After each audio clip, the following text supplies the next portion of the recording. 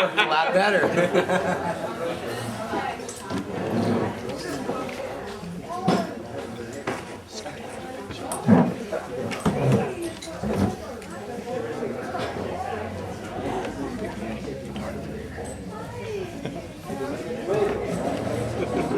Okay, in a few minutes we're going to be starting to serve the food, but we've got a special occasion to take care of first.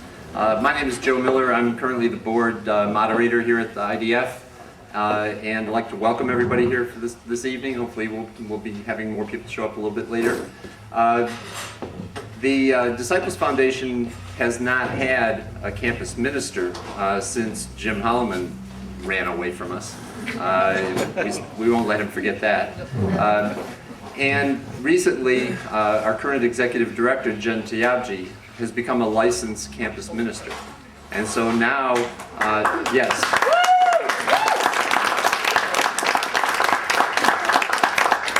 So we're going to have a kind of a formal passing of the baton across generations here. So I'm going to ask Jen and Jim to come up, and we'll have a short little ceremony to celebrate this new thing for the IDF, which helps us to continue our Peace with Justice ministry in a more formal way. So Jen and Jim, come on up.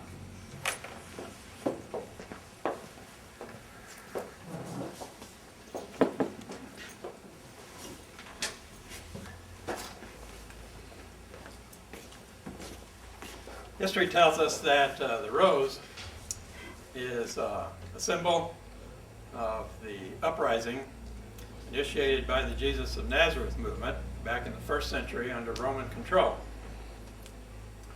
When it became the official symbol of the uprising, no one really knows. But surely it must have happened shortly after the first Easter. I first encountered it in the mid-1950s in the Civil Rights Movement. People would gather just before a direct action. And one lady named Mattie Jones would hold up the rose and say, "Let's rise up for freedom, justice, and liberation." The second time I encountered it was in 1987 in March in San Jose de las Flores in El Salvador, when the villagers marched in the street of that small village after it had been taken over by the Arena forces, which was opposed to their being there. And as they marched through the streets, they chanted the words of Oscar Romero, the archbishop who had been assassinated in 1980. And the day before he was assassinated, he said, "Even if they kill me, my spirit will rise up in the struggles of the Salvadorian people." And I am a living witness of the power of this rose in the history of this organization, especially since 1963, up until the present.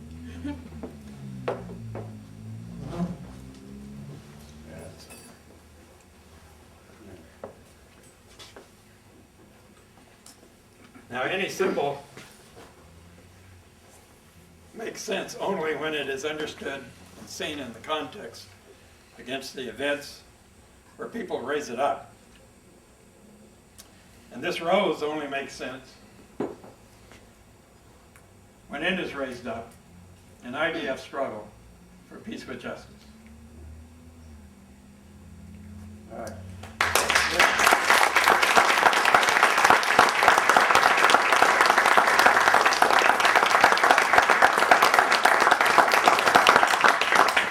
So let us all be upstanding now so that Jen can bless this food which we are about to eat.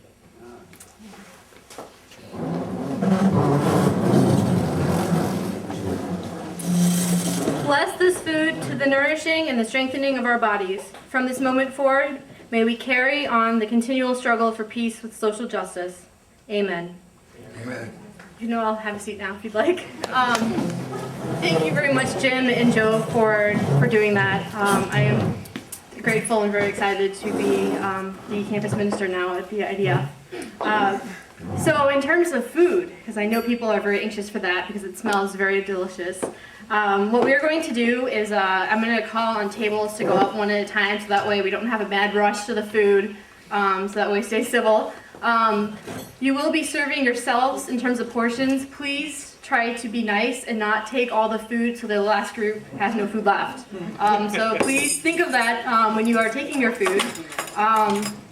Please help yourself to the drinks in the meantime, and I will go ahead and start calling on the tables. At about 7 o'clock when the dinner is about over, we will go ahead and proceed into the rest of the event with the keynote speaker and the raffle and all that. So at this point, it is time for eating food. So thank you. Would you all like to start?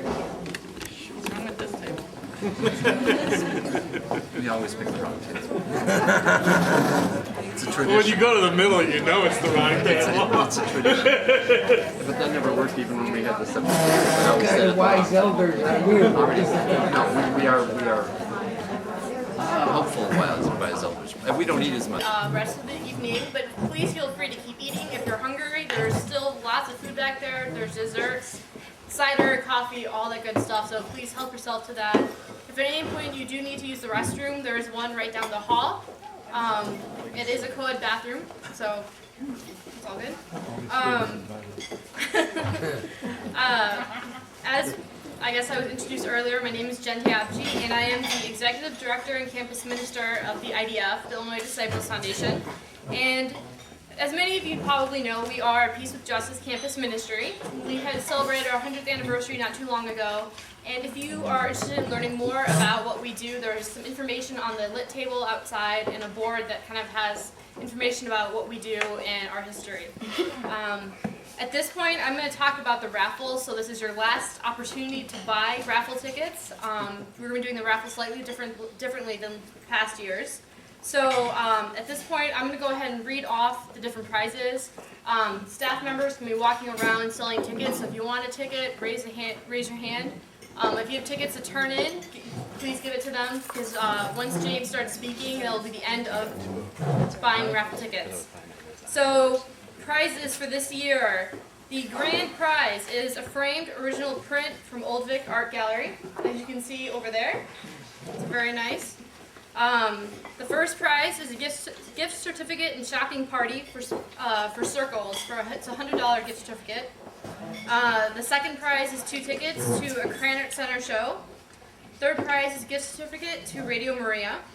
Other prizes include gift certificates to Cafe Kopi, Jane Addams Bookshop, Siam Terrace, Strawberry Fields, That's for Entertainment, Dandelion, Red Herring, a bottle of wine from Baccaro, a box of specialty chocolates from Moonstruck, jewelry from Dandelion, music kits from Polyvinyl Records, a graphic novel and comic book collection from G-Mart Comics, gift basket from the Common Ground Food Cooperative, more original prints from the Old Vic Art Gallery, merchandise from Vietnam Veterans Against the War, t-shirts from Champaign County Healthcare Consumers, t-shirts from Action Darfur, an activist kit from the IDF that has a t-shirt and a variety of bumper stickers, posters, buttons, and all sorts of good stuff. An anti-chief kit from the PRC, and it has anti-chief t-shirt, bumper sticker, button, and poster. And an anti-war kit from the PRC and IDF. And that has a t-shirt that has the Ground Truth documentary in there. If you haven't seen that, it's amazing. And bumper sticker, buttons, and all that good stuff. So those are the raffle prizes, and this is your last chance to buy tickets. Does anyone need tickets that hasn't bought them yet? Okay. So board members are allowed to buy tickets. That's the last person I see. We're moving on with the event, so make sure you're buying them now. It's always board members that win. Okay. What we're going to be doing for the raffle is that for the majority of the prizes, staff is going to go ahead and draw the winners during the event, during James' talk, so that way we can save some time towards the end because there are a lot of prizes. But we will draw the top 4 prizes like in person up front at the end of the event. And call all the winners for the other prizes. So you're not cheating, we're not trying to get, keep you from getting any prizes, but just kind of help the night go faster. So at this point, I want to go ahead and get started with the talk. This event has been co-sponsored by a variety of organizations, and they have done a lot of work to help bring people out to this event by forwarding emails, announcing it at meetings, and so I want to go ahead and give credit to those organizations for helping us out. They include Activist Forum, Campus Greens, Central Illinois Jobs with Justice, the Champaign County Healthcare Consumers, Champaign County Now, Channing Murray Foundation, the Coalition Against Coke Contracts, Prairie Greens, the PRC Progressive Resource Action Cooperative, and Vietnam Veterans Against the War CU chapter. So a round of applause for the co-sponsoring organizations.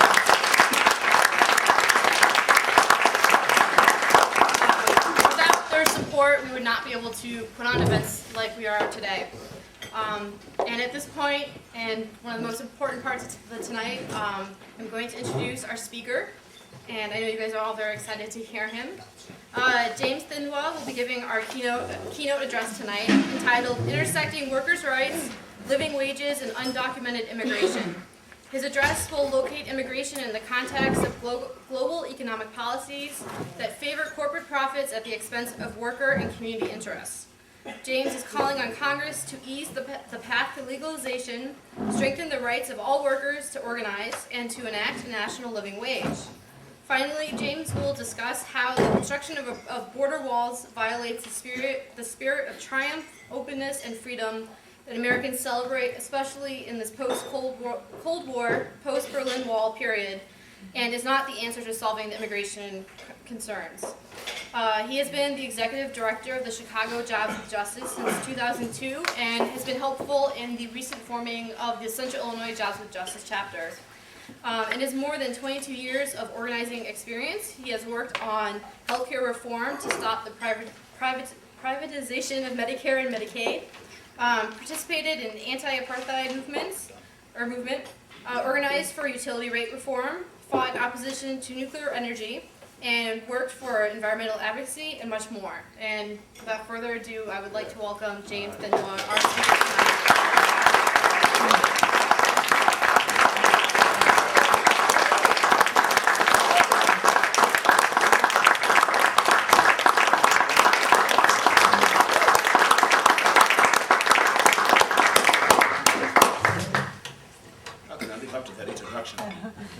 Just so you know, the mic is not quite working, so. Okay, that's fine. I usually don't need it. Thanks again for that wonderful introduction, and I want to thank you all for inviting me to come and spend some time and share this moment with you all. And I want to congratulate you on 106 years. 100 years. 100 years. 101. I'm sorry.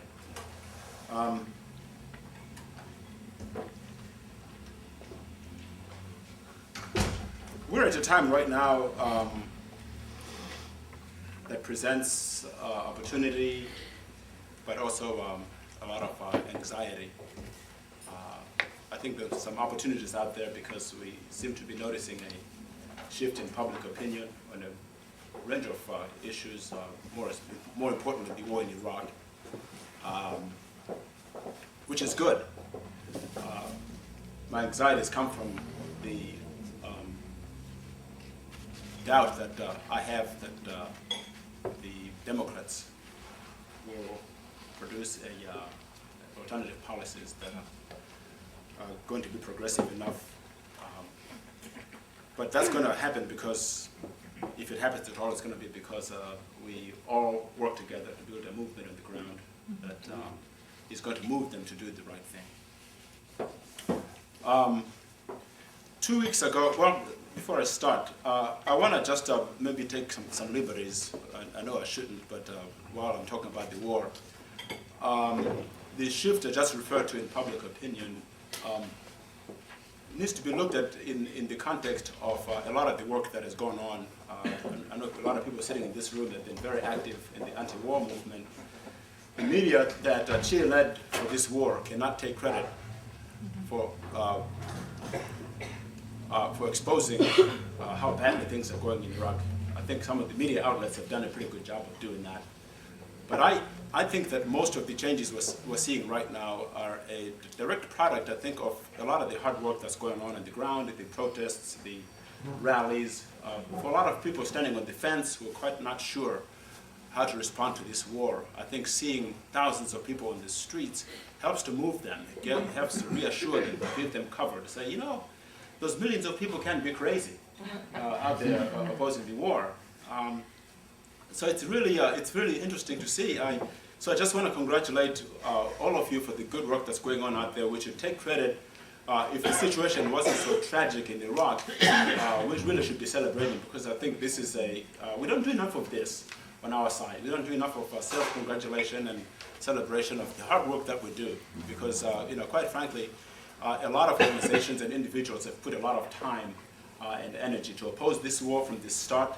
We were right, they were wrong, and I'm quite, personally, I go to these rallies these days. What's amazing to me, 3 years ago, I was just talking to Gina, 3 years ago, when we held anti-war protests, there were a lot of hecklers, you know. Yeah, you could see them on the street. Hey, you know, sometimes you got the finger pointing at you. You know, now they're gone. Now we have these rallies. I'm like, what happened to those people? You know, those right-wingers across the street. They're gone, because I mean, this is a real victory of people that took on this war, stood on principle, continue to oppose it, and so that's really I needed to point that out. A couple of weeks ago, I had a conversation with a woman named Rosetta Brown. She's an African-American woman who lives in Chicago. She's been very active in the effort to pass a living wage ordinance in Chicago. She's very brave, because while she works at Walmart, she's been participating in these rallies, comes out to speak, to oppose her employer, and to expose a lot of the abuses that take place on the job. She said, James, I've got a real problem. I said, what's going on? She says, well, my utilities got shut off. I said, what do you mean? She says, well, the gas company shut off my gas, and I don't have any gas, and I'm afraid that the winter is coming, and I won't be able to, to make it. I said, how much do you owe them? She says, well, it's $2,400, but my husband and I, who also incidentally works at Walmart, they both work for Sam's Club. They went and got some help from the CEDA program. Now they only owe $1,400.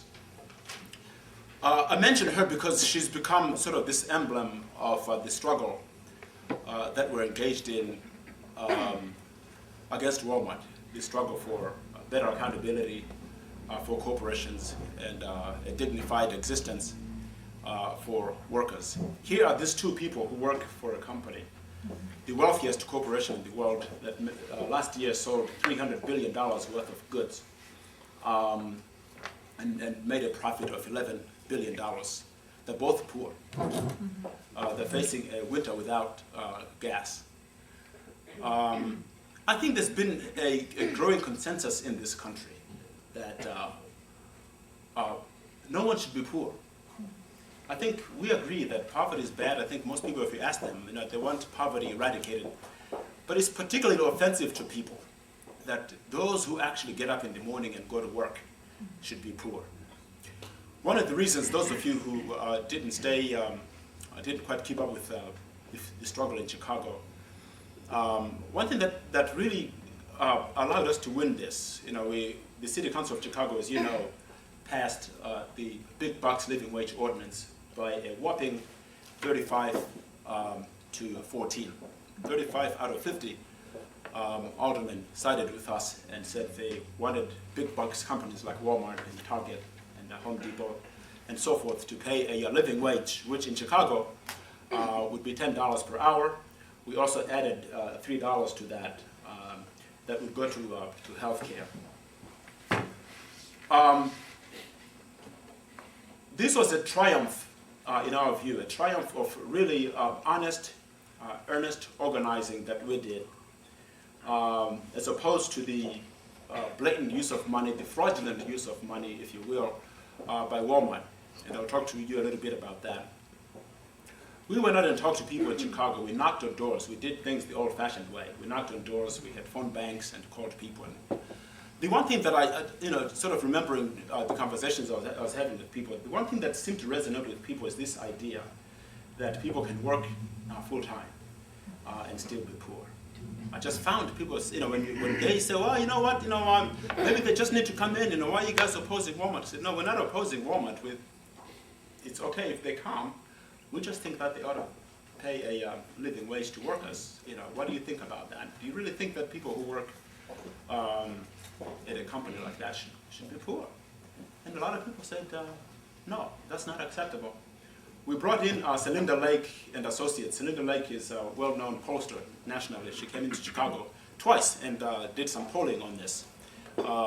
2 years ago, she found 90% of people in the black community in support of the living wage. She did a very unusual thing for a pollster.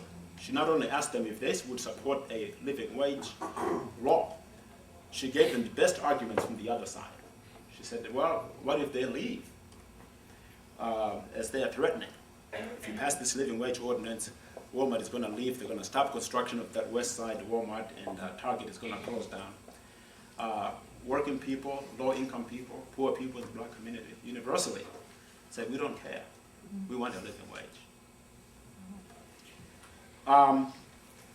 We also talked to people about sort of the broader story of Walmart that people hadn't heard about. It was very striking that even their own politicians in the city council were not really conversant about the full story of Walmart. They just kind of knew something was wrong. They knew there was a kind of national debate, but they were not clear as to what it is that invited so much ridicule and opposition. One of the things that we looked at was Walmart's own role in the loss of jobs in big cities. The business model that Walmart promotes, the dependence on paying the lowest possible wage, not paying health insurance to workers, fighting off unions. It's remarkable that a company with 1.3 million workers across the United States does not have a single store that's organized. None. In Jacksonville, Texas, when the meat cutters there decided to join the UFCW a few years ago, instead of honoring that wish of the workers, Walmart simply shut down the butchery and went into prepackaged meat. Last year in Quebec, Canada, workers voted overwhelmingly at a Walmart store to join the UFCW. Walmart responded by just closing the store. So this is the story we told to people. Is it acceptable? This isn't the case. You can't just say, well, maybe the workers just don't want to organize. We have evidence that, in fact, they do. This company is one of the most aggressively anti-union corporations that there is. They lock up workers in these captive audience meetings, show them anti-union propaganda. They fire people for trying to organize. But they've also rigged the system in a very, very sort of nefarious way. They've rigged the system in who they give political contributions to. What that has enabled Walmart to do is to deregulate, to defund enforcement agencies. Right now, if you fire a worker for trying to organize, it's illegal, by the way. The penalties have become so negligible. For most companies, just the cost of doing business. Factor that in. You get a slap on the wrist.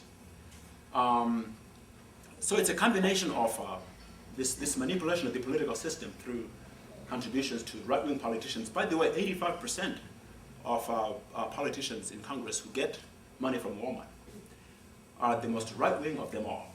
They pledged to go do some really bad things in the Congress. They fight against minimum wage. If you look at the people who voted against the minimum wage proposal recently, you'll find Walmart fingerprints over there. They have defunded OSHA, the Occupational Safety and Health Administration, MSHA, the Mine Safety and Health Administration. We've been hearing a lot of mine accidents right now. Only a few reporters are enterprising enough to really dig into the story. But what we're finding here is very interesting, that the increase in mine accidents is coinciding with the defunding of MSHA. No, the inspectors aren't showing up anymore to make sure that mines are being kept safely. Walmart's fingerprints can be found in opposition to healthcare reform. They fought hard back in 1992 when Hillary Clinton was pushing her version of national health insurance. It was flawed, to be clear, but it was a good start. It sort of initiated an important conversation. That was shut down, and you find that the politicians that get money from Walmart are implicated in that effort to prevent healthcare reform in this country. They're anti-environmentalist. These people push for the defunding of the EPA. They want public lands sold off to private companies. They do a lot of terrible things. Walmart has taken $20 billion from they've liquidated $20 billion of Walmart stocks and put that in the Family Foundation, and they have partnered with the Bradley Foundation in Milwaukee to launch a wholesale assault on public education by promoting public school vouchers. $20 billion over the long term. So they really, it's a company that is at war with the public sphere. Ironically, it's an anti-government company that has so much dependence itself, that is so dependent on the federal government. The studies right now are showing the degree to which Walmart workers are being subsidized by tax money because they don't get health insurance at work.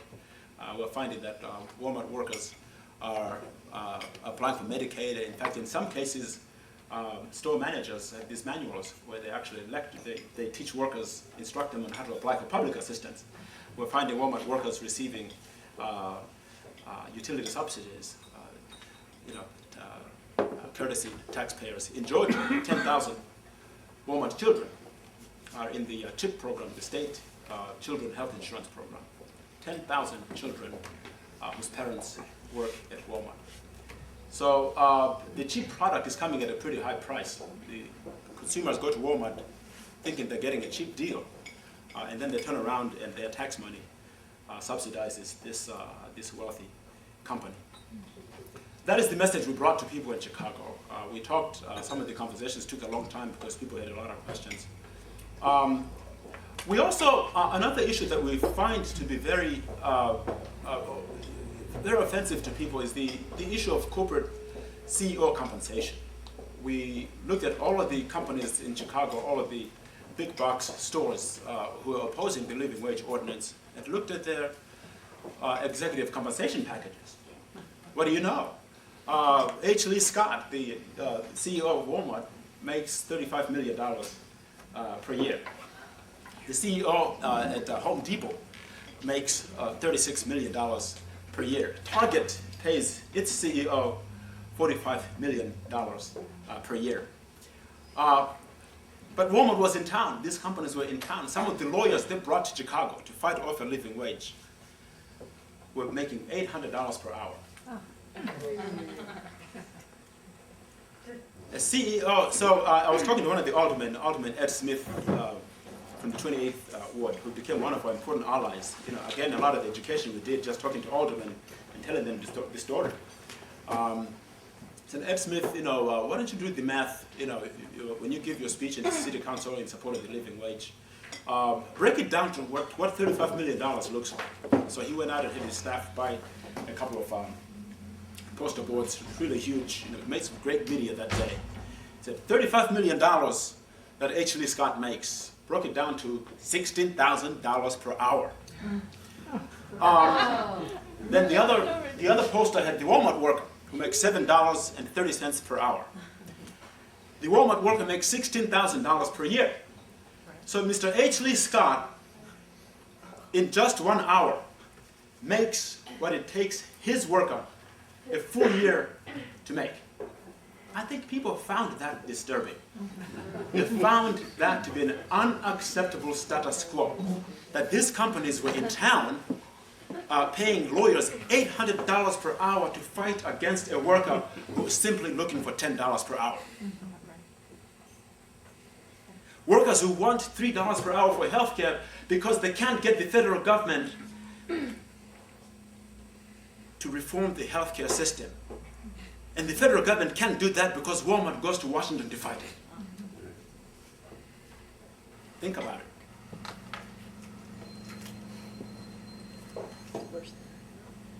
Workers who want a pay raise through the legislative process because they can't get it the old-fashioned way. I mean, as an organizer, to tell you the truth, I take plenty of joy by winning contract fights. When we support workers and we win these contract fights, it's a big deal. It's empowering to workers. We'd like those Walmart workers to do it the old-fashioned way, organize and fight for better wages and health insurance and all that. That option does not exist with Walmart. There's no option to organize. So that's why we go to the legislature, we go to the city council. And Walmart, the lobbyist, John Bizio, who came to Chicago as the henchman, the sort of the frontman for Walmart. Well, this is the artificial manipulation of wages. This just doesn't work. That's not how free enterprise work. Free enterprise? What kind of free enterprise is dumping all your workers on the public dole, on Medicaid and utility programs? And that's free enterprise? That's your idea of free enterprise?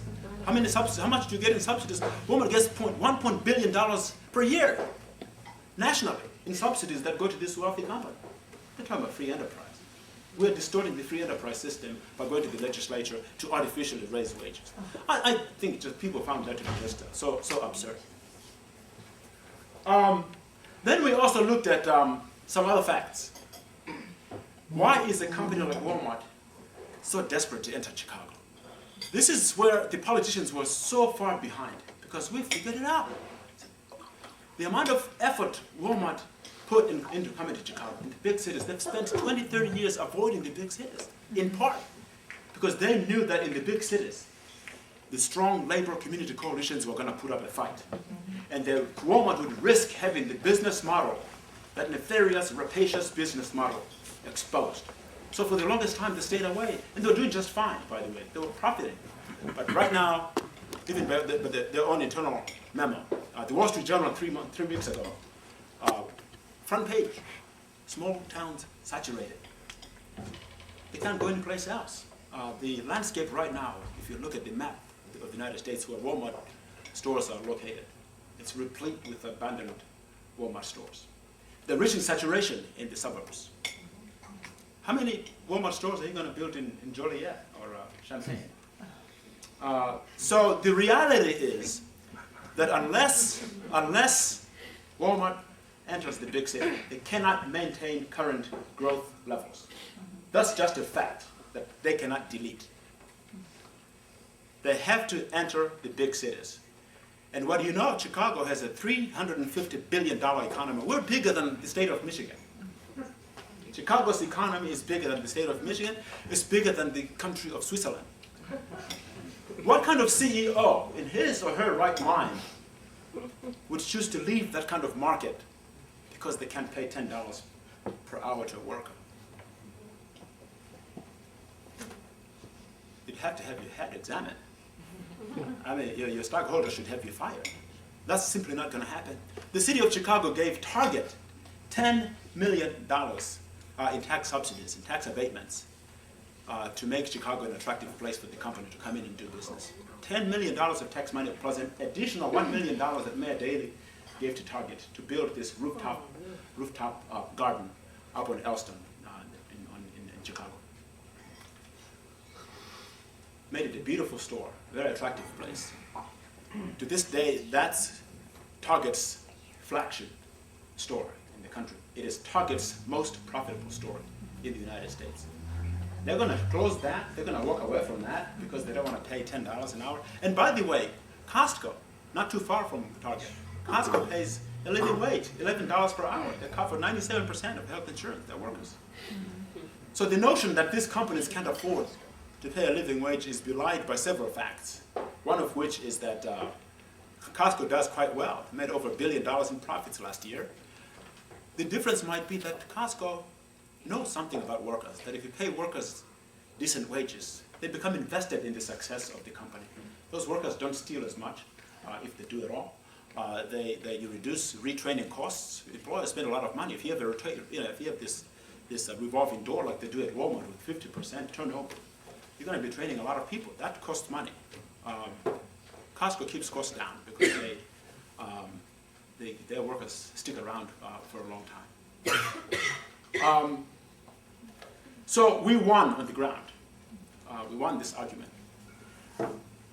The 35 aldermen that voted with us, some of them were not on board in the beginning. But this is a story that, and as an organizer, I don't like to think in black and white. I think a lot of the issues that we work on invite debate as they should.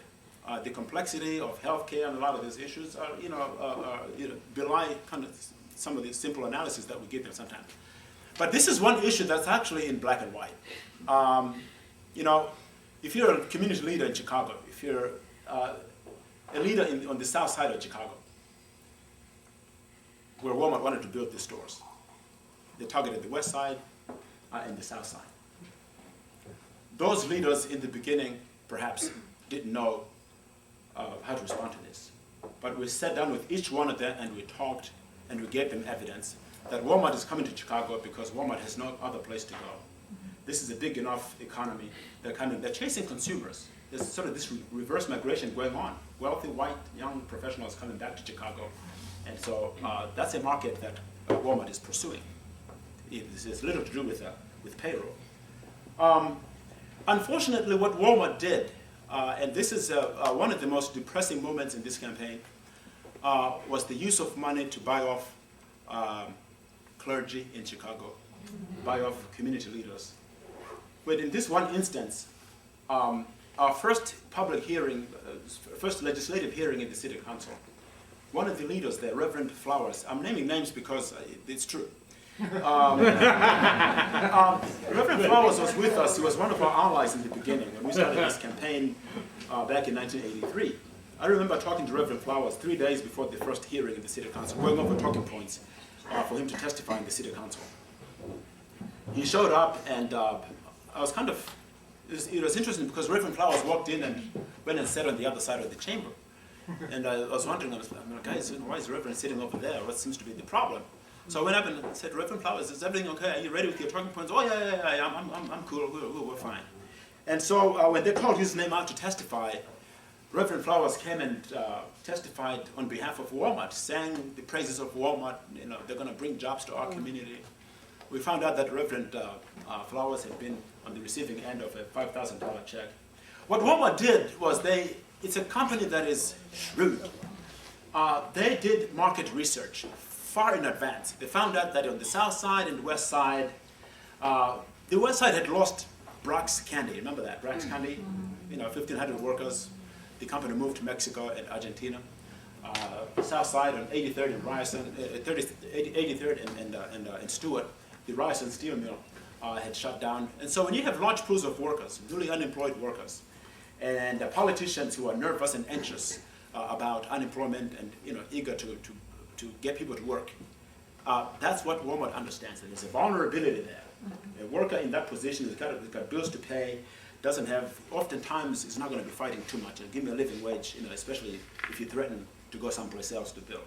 The politicians similarly were under the same kind of pressure to bring wages. So Walmart went around and offered money.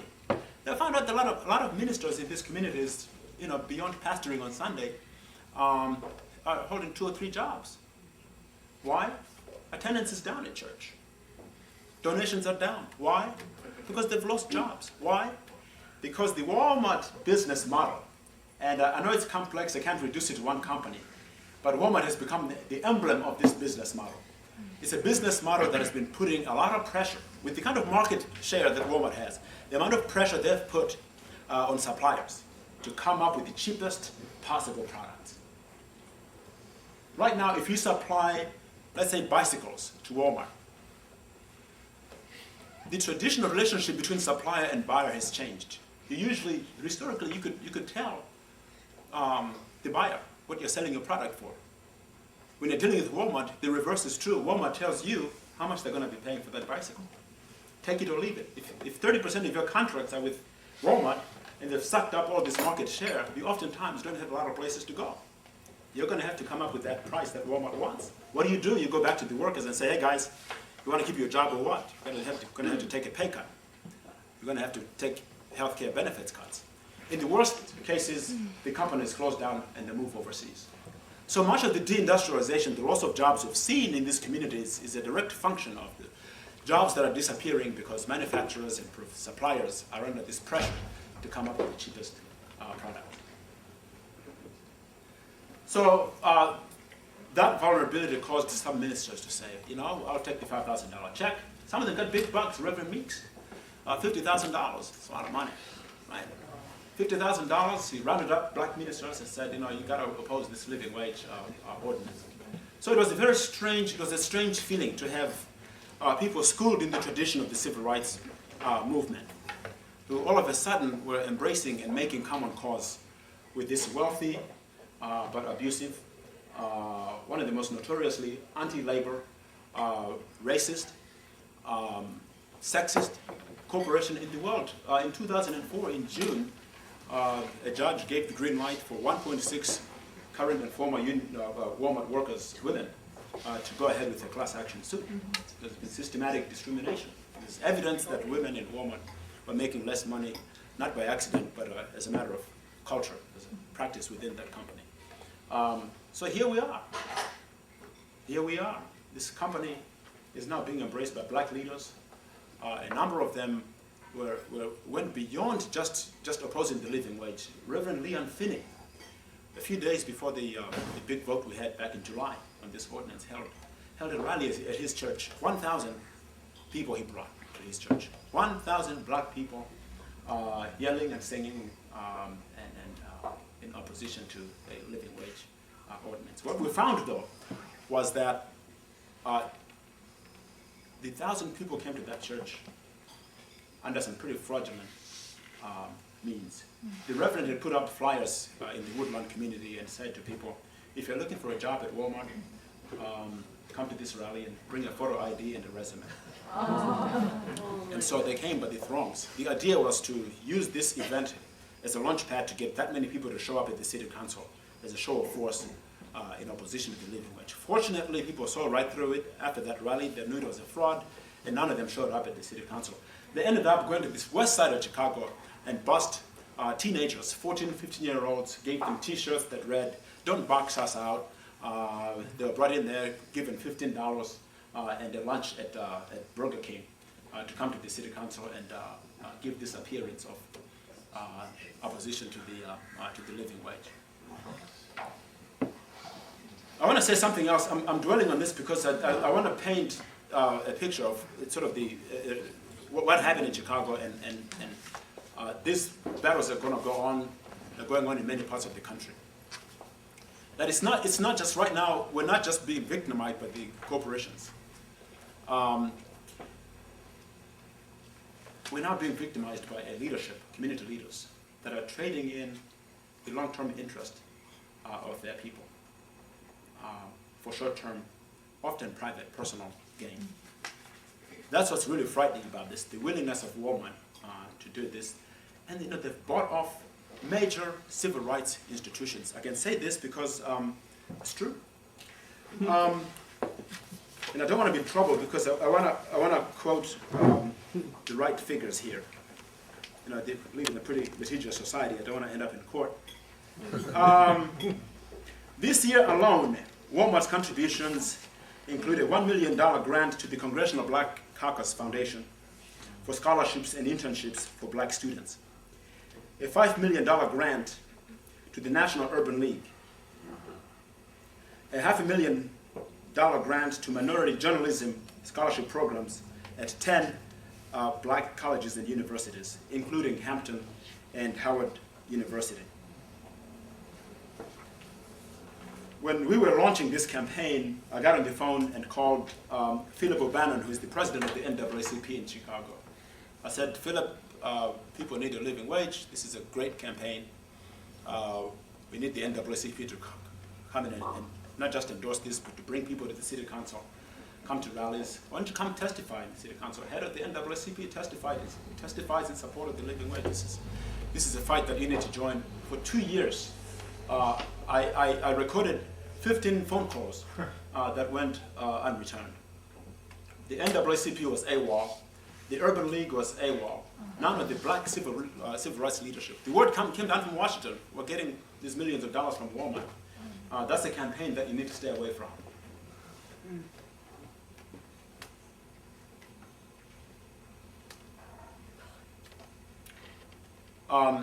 For low-income people, this is a disaster because these are institutions whose purpose, whose historical function has been to embrace and support the weakest members of society. There was no need to do this because, once again, Walmart was going to come to Chicago anyway.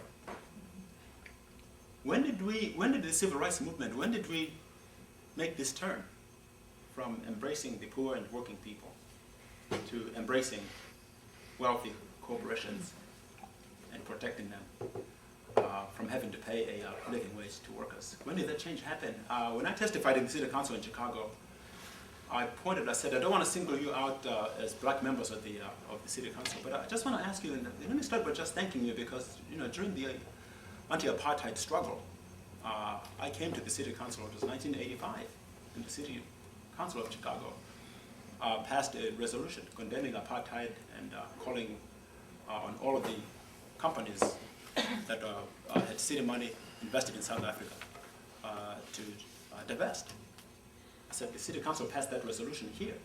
I said, Ronald Reagan and the Republicans attacked you. They attacked this body. They attacked the civil rights leadership, the NAACP, Trans-Africa, because the corporate campaigns around the South Africa issue were going to create unemployment among blacks in South Africa. If you keep putting pressure on Coca-Cola and Kodak and all these companies, black South Africans were going to lose their jobs. And I said, to your credit, to the credit of the civil rights leadership, to the credit of Trans-Africa, you rejected that nonsensical argument because the issue was about dignity, freedom. It wasn't just about jobs. And because we stuck to our principles, South Africans are better off today because of that. I said, I'm sitting in this City Council today, listening to the descendants of the civil rights movement lecture to me that I don't need to put pressure on corporations because black folks might lose jobs. When did we make this switch? When did we turn away from principle? In 1863, when Abraham Lincoln signed the Emancipation Papers, a lot of slaves lost their jobs. A lot of black people lost their jobs too. You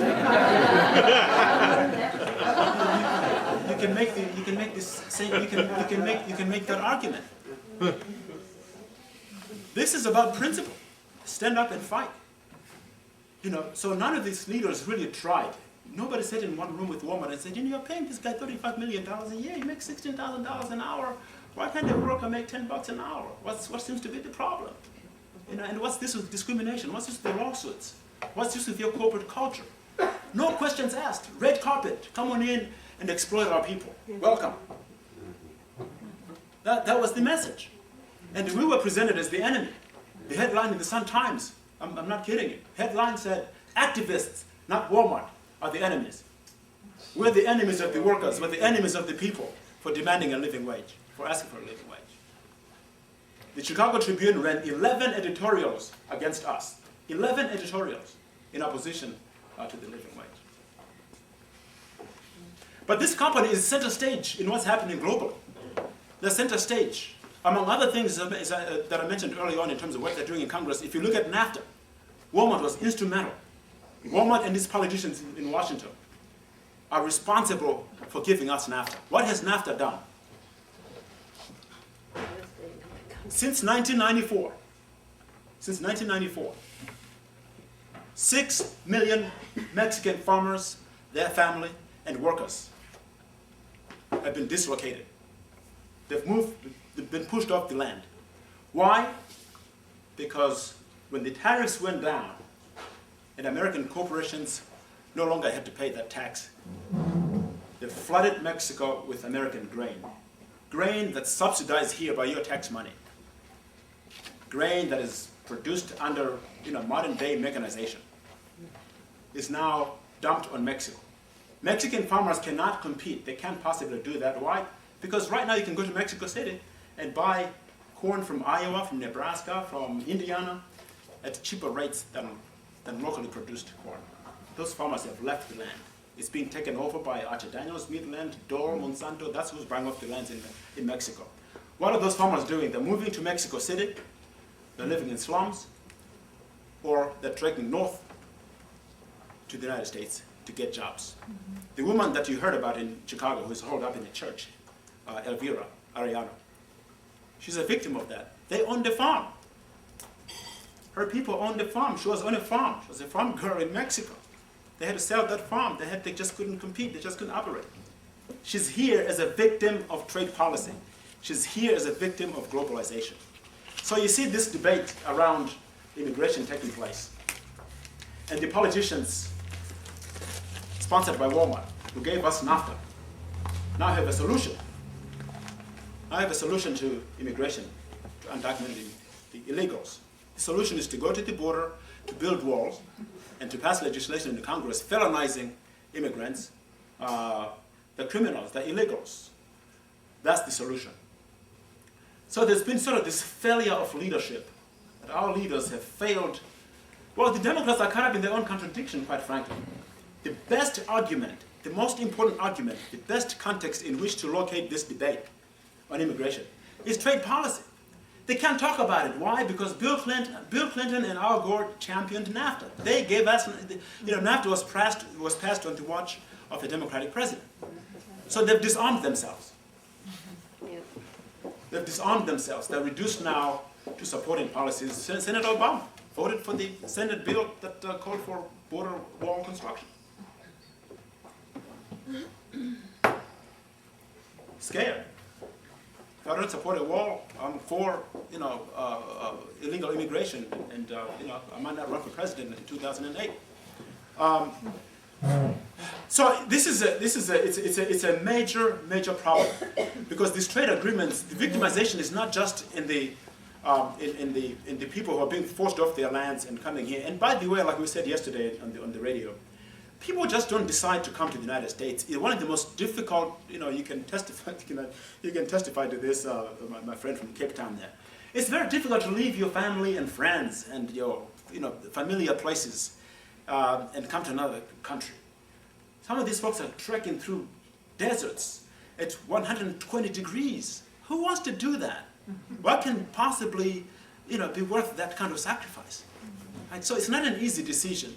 We need to engage people in a conversation that is reasonable, that's logical, that looks at contexts, that actually takes on what the real issues are, that talks about what the real issues are.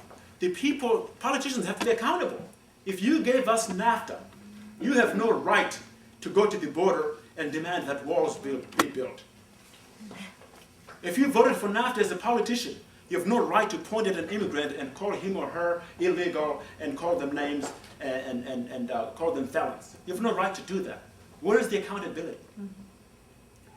The second damage that's being done is to the signatory countries, the countries that are signing these trade agreements with the United States, either through the NAFTA process or through the CAFTA process or through the bilateral agreements that the United States is aggressively pursuing right now.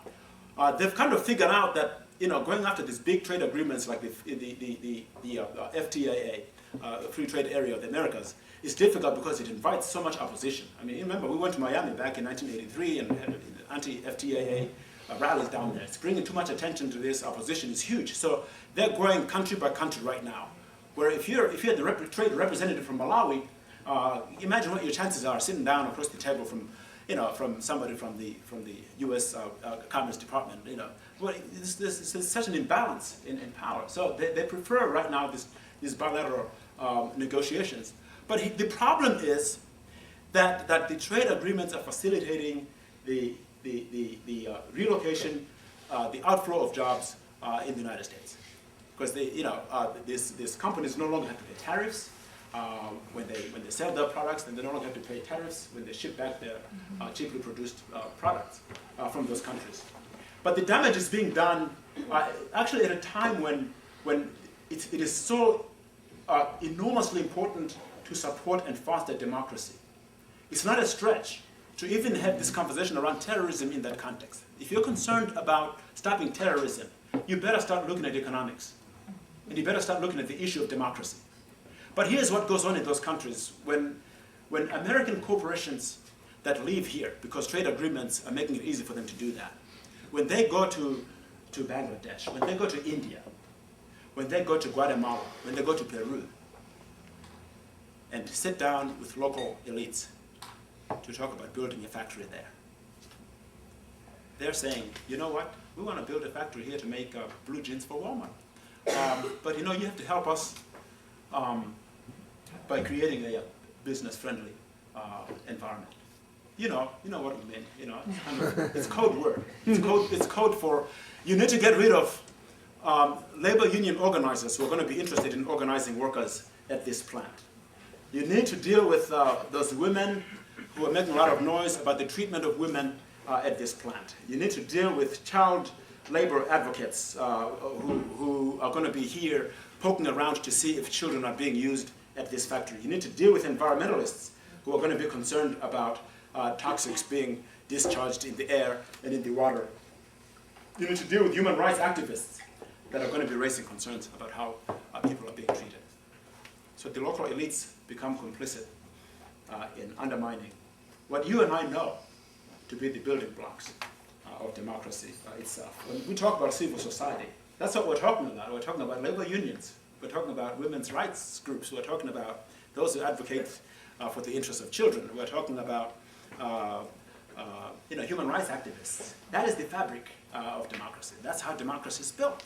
If you see failed states, if you see countries that are failing, you're seeing countries that don't have civil society. And so while there's this rhetoric of democracy that you hear from the White House and its hacks in the Congress, it is being belied by the pursuit of an economic model that at its core is hostile to democracy itself.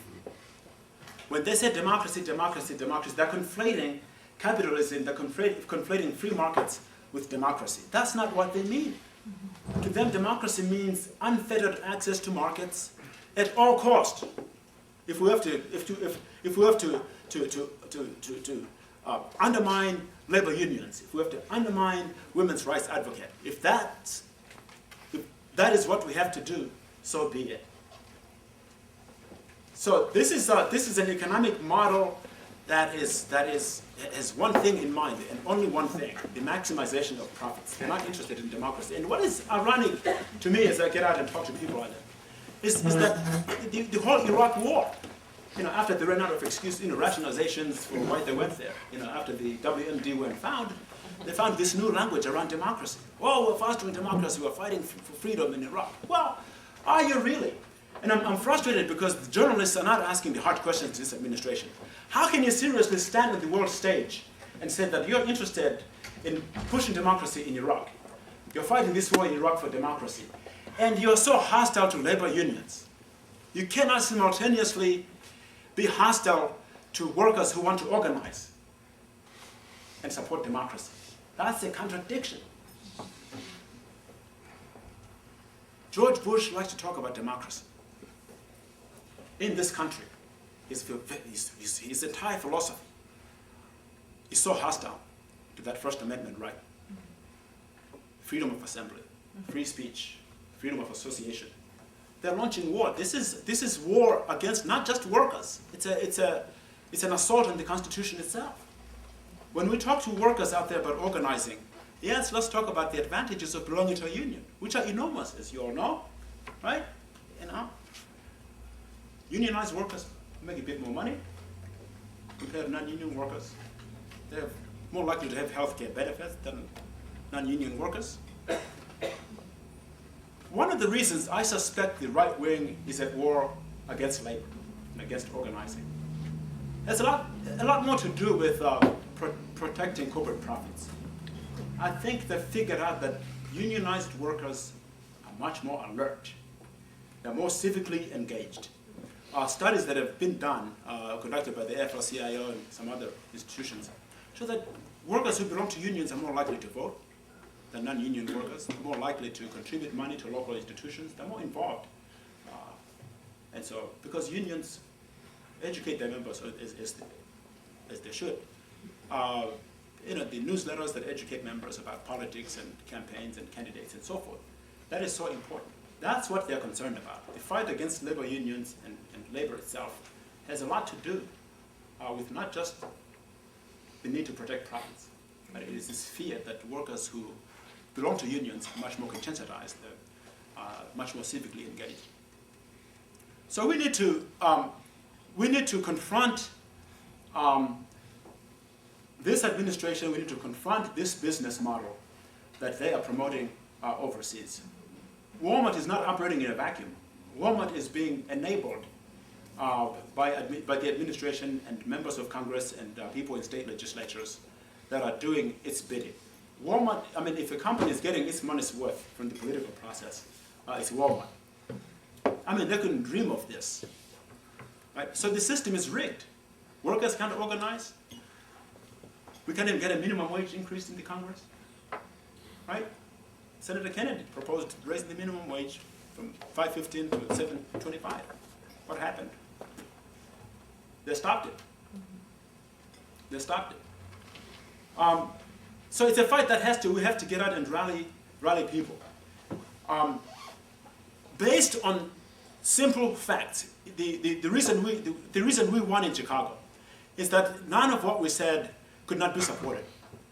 And I think people found it, the entire Walmart business model became so offensive the more we talked to people about it. We found people totally sympathetic.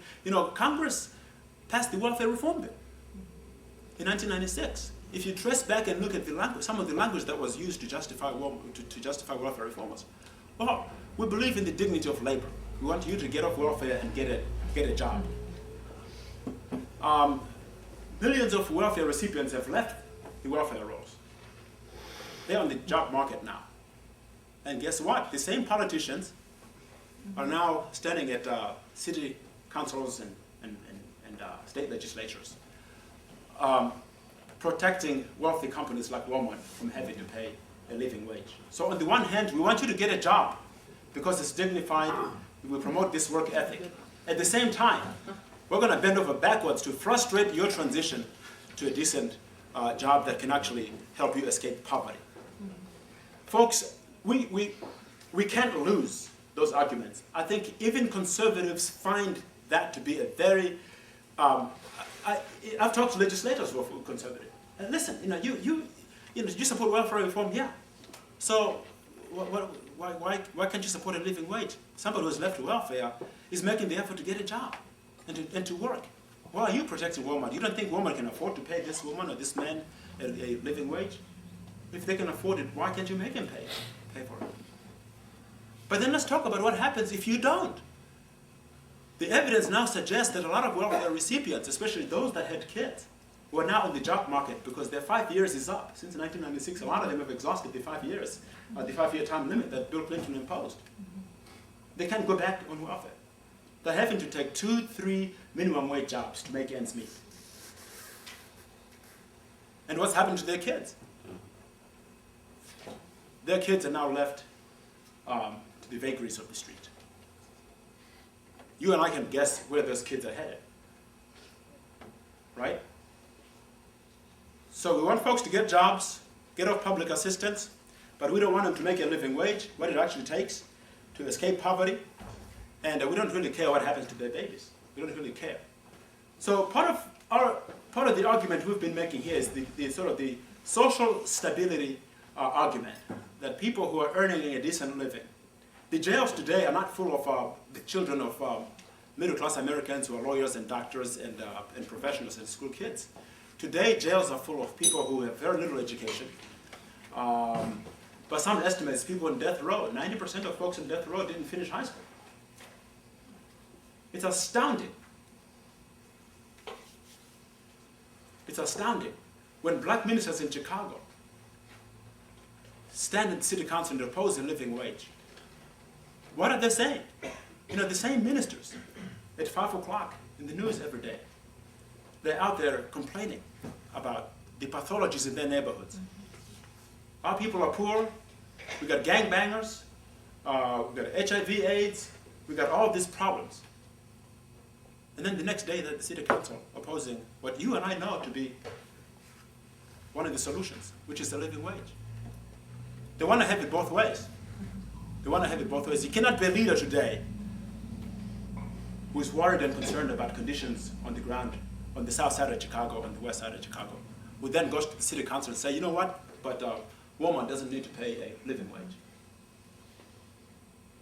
So these struggles are very much related. What's happening in Chicago with workers is the same thing that's happening with workers in the countries I just talked about, where their own right to organize is being undermined because local elites think it's more important to bring that factory with no conditions, with no requirements for a living wage, without any right to organize, without any concern about human rights.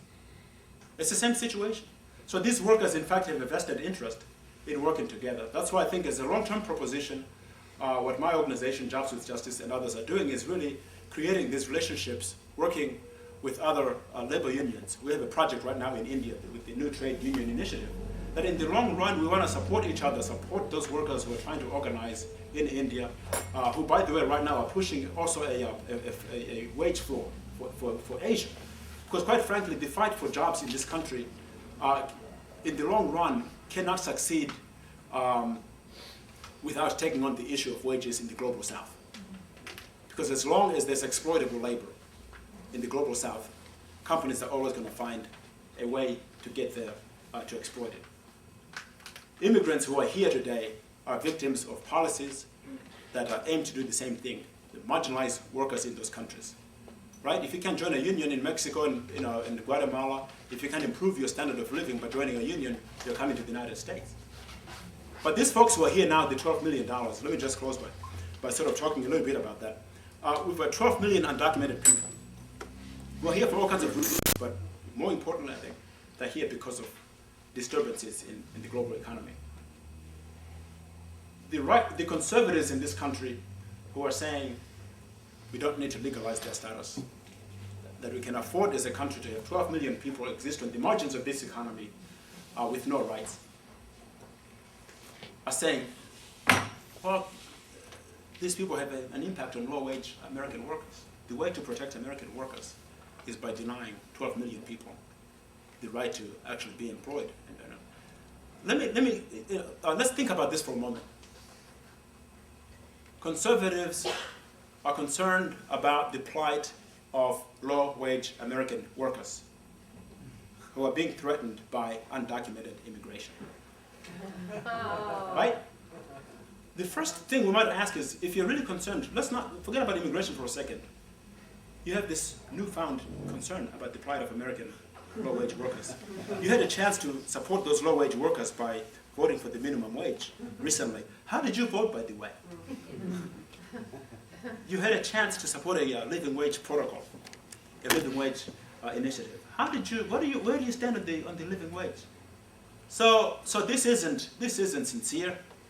The right wing now that has this newfound concern for the plight of American workers is driven by their need to advance an anti-immigrant agenda, and they're going to use low-wage workers to do that. Let's be clear about that. Let's be clear. That's all this is about. They're using black workers, using low-wage workers to advance an anti-immigrant agenda. That's what they're doing.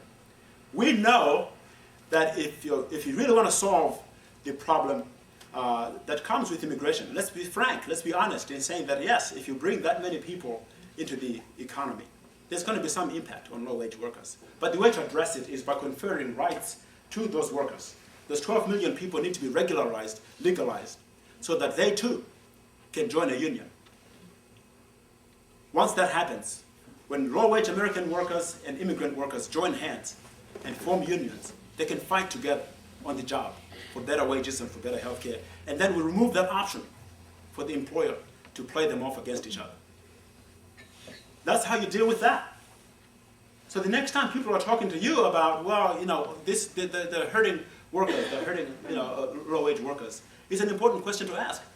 Because, you're not going to deport them. Let's agree on this, right? You're not going to deport 12 million people. If you're not going to deport 12 million people, what are you going to do with them? And let me also just talk to you about this notion that 12 million people can just exist without rights in a country like the United States. It has bad historical resonance. This bad historical resonance. The idea that 12 million people can exist in this democracy, stripped of any right, is so antithetical to the concept of America itself. We have to really talk about that. Building walls is at odds with this sort of post-Cold War triumphalism that I was talking about, whether it's justified or not. Ronald Reagan stood on the Berlin Wall and said, told Mr. Gorbachev, tear down this wall. You remember that? The United States, whose people have been convinced that they won the Cold War, now wants to build a Berlin Wall on the border of Mexico. That's all it is. Free societies do not build walls around themselves. That ought to be rejected outright. So the point I'm trying to make in an indirect way is that we have a really unique opportunity to look at the victims of globalization, victims of trade policy. Those victims are here, they're low-wage workers. They're here in the African-American communities. Those victims are in the immigrant community that have been forced here because of distortions in their local economies in Mexico, in Guatemala, El Salvador, China, all those places. They're here. We've got to figure out a way for them to look at each other not as competitors, but as people who share a victimization, and who therefore should share this hope that they can organize and work together to advance their rights on the job, to fight for dignity, to fight for better wages, for better benefits. And also there's a sort of a long-term proposition here, right? We're not in large numbers. If you're an African American, 12% of the population right now? Politics is all about numbers. The people coming from El Salvador, from Mexico, people who've been on the receiving end of injustice, don't usually come in and join a sort of right-wing and embrace a right-wing political agenda. My guess is that these folks are ripe for a conversation about a real broad range of progressive issues. We don't have health insurance here. 49 million people don't have health insurance. Let's grow our numbers and fight together. These immigrants are more likely than not to join the bandwagon around national health insurance. We've got global warming looming. We need more folks to fight to make sure that we're saving, protecting, and safeguarding our planet. A report the other day said in 50 years, we might not have any fish around, or overfishing, exhausting the oceans. It's a real problem. Let's talk about how we join hands and work together for a better life and for a better living for everybody, and not be divided. I thank you so much for listening and for inviting me to be with you today.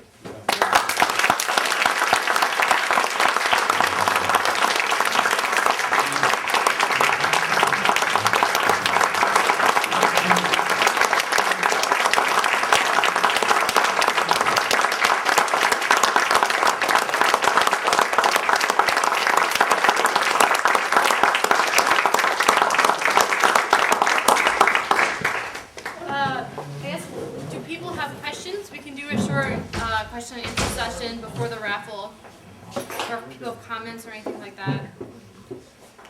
Okay, Bob first.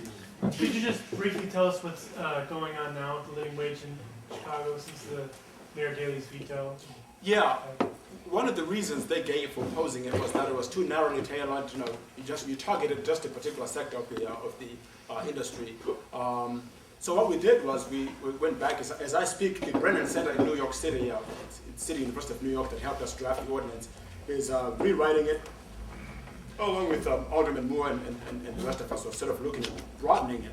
We're going to call their bluff. So we're going back to the city council and say, oh, you said you wanted to broaden it, here it is. So let's start again. So after the election, well, we're going to be reintroducing the ordinance. Claudia? This is just kind of a minor question, but when you were talking about the Chicago Urban League and NAACP leaders and how they wouldn't take a position, I was just wondering if, if they have board of directors for the local organizations and whether there was any involvement of the board at all, or whether it was the executive directors who got the word from their Washington organizations and the board just never questioned it, or if you know.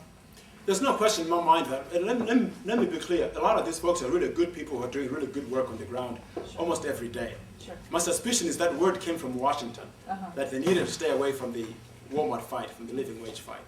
And of course that's related to the money that they're receiving. So I think the debate that needs to take place in the African American community is it worth, because some of that money, quite frankly, goes to do good stuff. I mean, the Urban League is doing, work projects, empowerment projects, So some of that does produce good work in the community. But at what price? At what, because the living wage is a structural change. When those workers are making a living wage, it's a long-term benefit to the community. It's a long-term benefit to the church. Every Sunday, those workers can give a little bit more money to the church. The church can do a lot of things, soup kitchens, homeless shelters, and all those kinds of things.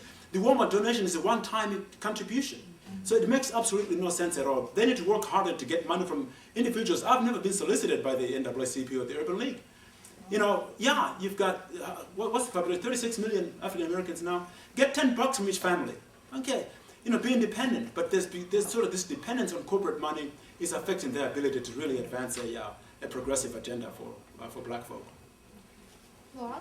Did you compare what it would cost Walmart per year in Chicago to pay $10 an hour versus the amount of money that they gave to these ministers and the NAACP? Oh, they get it. Look, believe it or not, if it's cheaper for Walmart to pay a living wage, they will.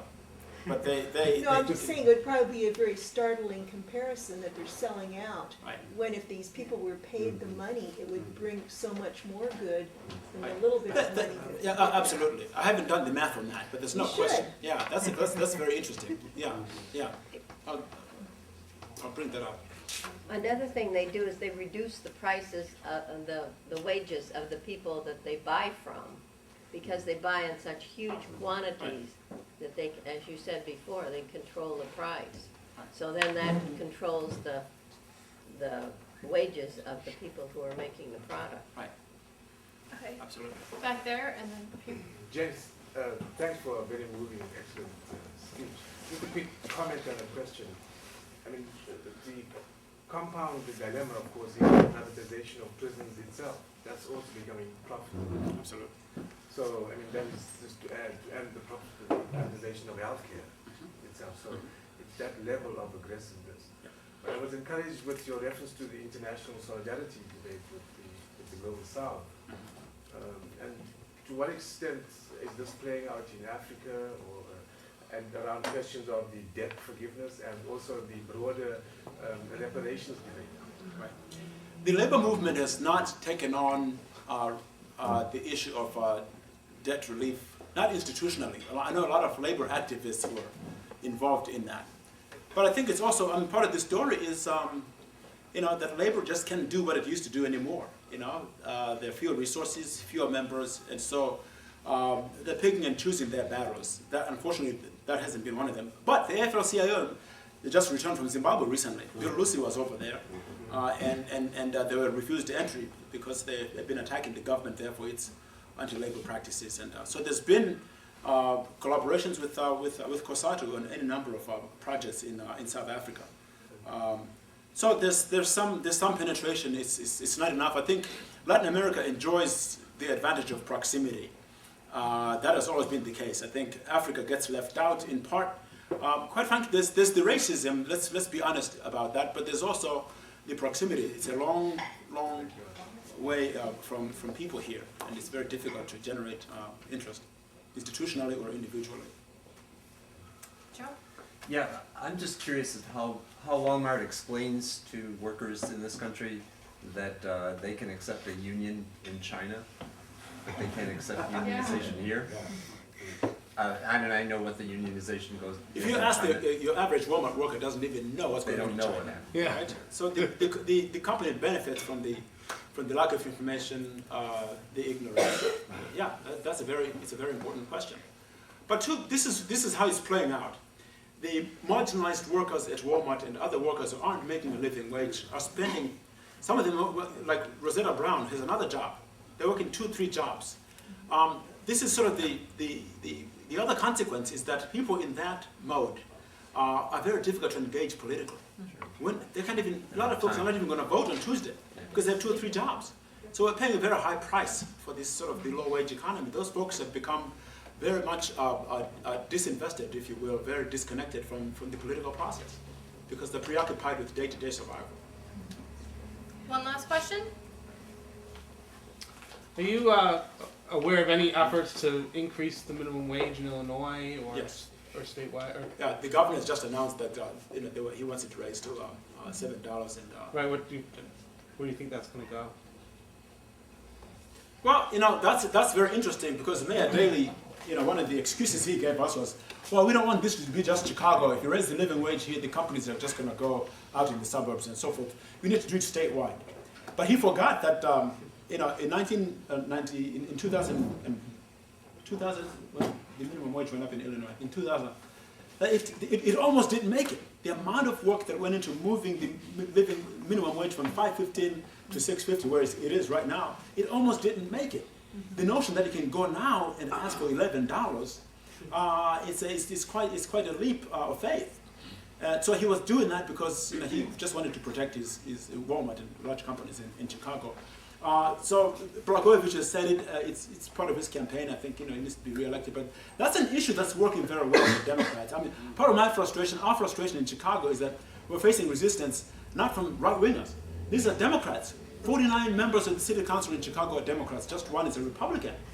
But this issue nationally is ascendant for Democrats. I mean, the one issue that's playing, even in conservative districts, in Florida in 2004, some of the most conservative counties, as they voted for George Bush, voted to support the referendum to raise the minimum wage. Same thing in Nevada, that same year. So even conservatives are saying something wrong here. Something wrong here, and a guy can make $35 million and doesn't want workers to make $10. So they're voting, this is contradictory, but they're doing it. So for Democrats, the four issues right now that are ascendant, the issue in the war in Iraq, health care, living wage, and I forgot the fourth one. But so you go figure. This is an issue that is tailor-made for a democratic, both small d and big D politics. So. Again, thank you so much for coming.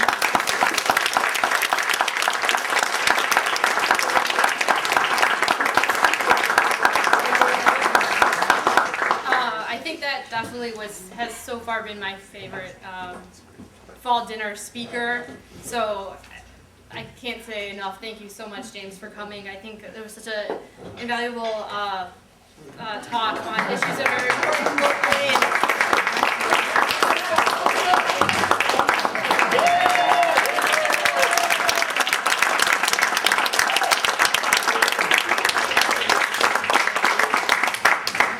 It is that point of the evening where we switch from a somewhat more serious tone to a more fun tone with the IDF raffle. And at this point, I'm going to call up two of our CMAs, Campus Ministry Associates, two of our wonderful staff here at IDF, Eric and Stacy, to go do the raffle. As I talked about earlier, the majority of the prizes, they've already drawn the names just so that we can go through it a little bit quicker. The last four items, the top four items, they will draw in person right here. So they're going to come up and read the names, and I can help you guys get out the prizes. So, you guys want to come on up? Kind of like the Academy Awards.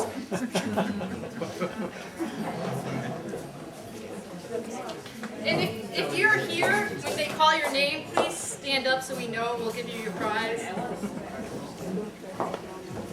Well, in the spirit of democracy, Eric and I are coordinated in red, white, and blue tonight.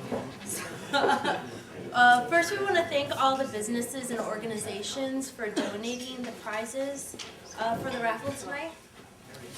So we're going to go through and we'll call your name if you've won the prize, and then you can either come up immediately to get it, or afterward, then you can come up and get it. And if you decide that you don't like the prize that you've won, let us know so we can pick somebody else's name. But also, if you don't claim your prize tonight, then we'll try to be in contact with you so we can give it to you sometime later. Okay, and as Jen said, we're saving the four prizes, the grand prize through the third prize for the end. Yes. Okay, so starting off, first is the Kathy Kopi gift certificate, Daniel Leewert. Is Daniel here? Did you throw it for two? There's two. Oh, yes. Oh, and the second one is for Aaron Smith. Aaron, who's already cleaning up in the back. So, just a minute. Is Daniel not here? Yeah, okay. Okay, next we have Jane Addams Bookshop gift certificate to Bob Naiman.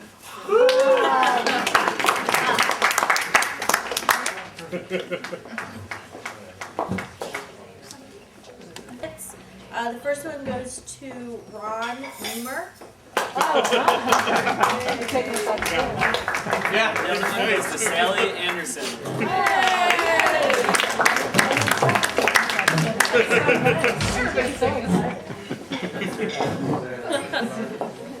Okay, the next prize is a That's Entertainment for 10 free rentals, and that goes to Jim Keys. Jim?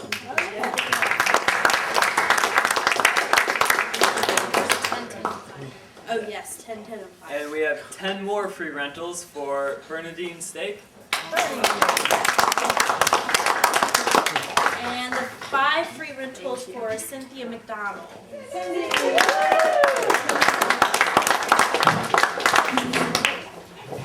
We also have a gift certificate to Dandelion for Stu Trumbo. Not here. Okay. Okay. Next is the red herring. This is for a 1 free entree and 1 free bowl of soup, and that's Anka Voss.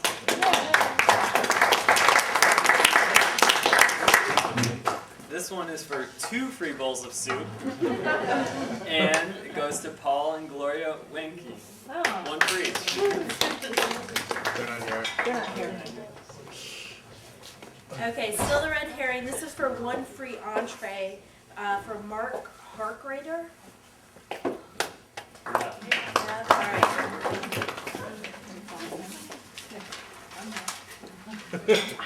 Next, we have a bottle of 2005 Monastrell Humilla red wine from Spain from Bacaro. And this goes to, we didn't get a name, only an email address, so it's fran@jwj.org.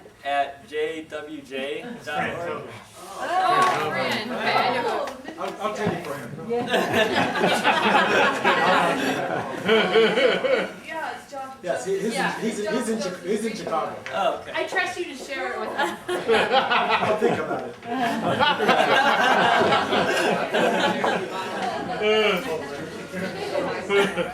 Okay, the next gift is the Moonstruck Chocolatier box of chocolates. It goes to Jessie Baher.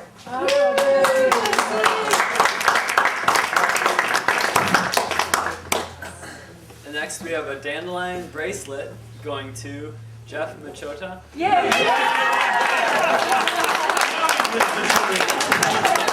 It's a really nice bracelet.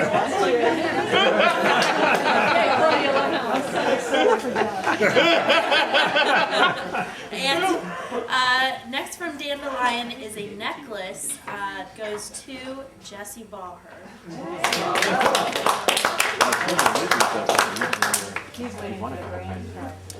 Next up, we have 2 music kits from Polyvinyl Records.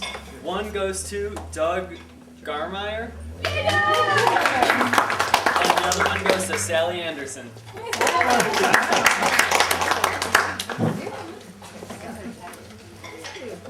Okay, next are 2 prizes from G-Mart comic store.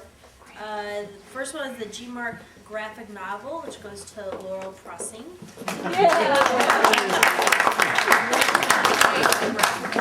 And the comic book pack goes to Stu Trumbo also. Okay, the next is the Common Ground Food Co-op gift basket of fair trade goods, who goes to Mark Harkrader. Apparently left already. Okay.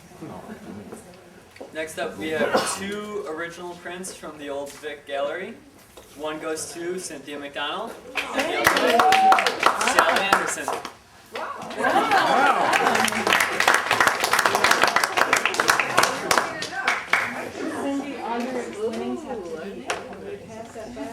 Part of the contract. Okay, the next gift is from the Vietnam Veterans Against the War. It's a gift bag who goes to Bob Name.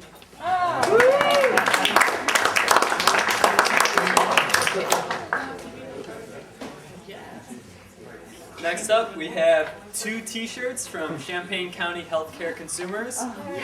One goes to Tara McCauley, and the other one to Maggie Nido.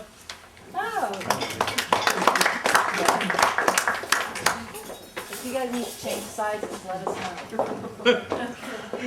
Yeah, on all the T-shirts, if you want a different color or a different size, just let us know. Next gift is the IDF Activist Kit, which goes to Daniel Leewart.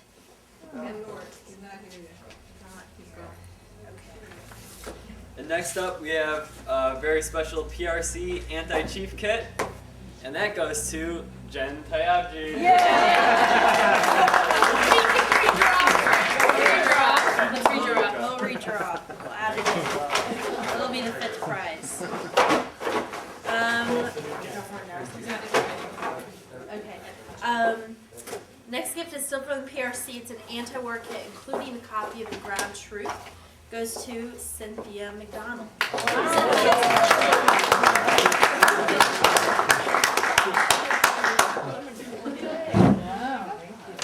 Next up, we have a T-shirt from Action Darfur, and that goes to Jermaine Light. An amazing thing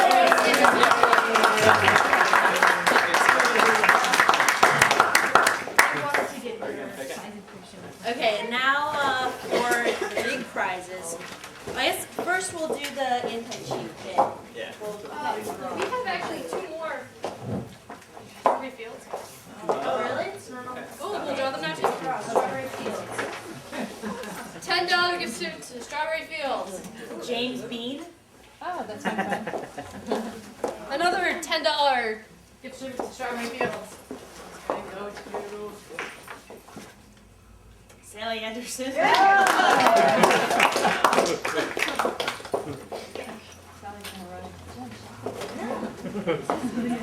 Okay, an anti-cheat gift bag. Bernadine Steak. Steak. Bernadine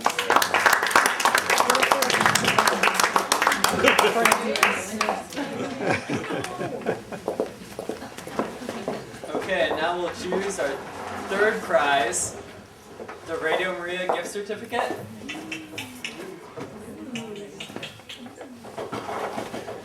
Mix it up real good.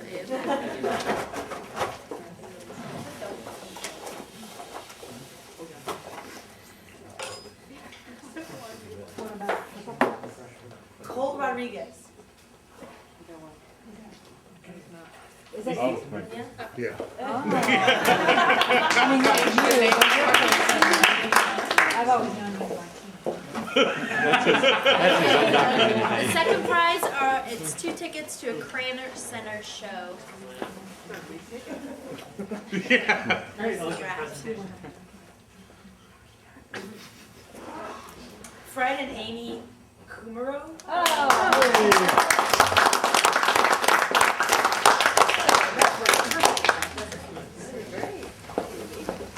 Okay, this is the coveted Circle Shopping Party.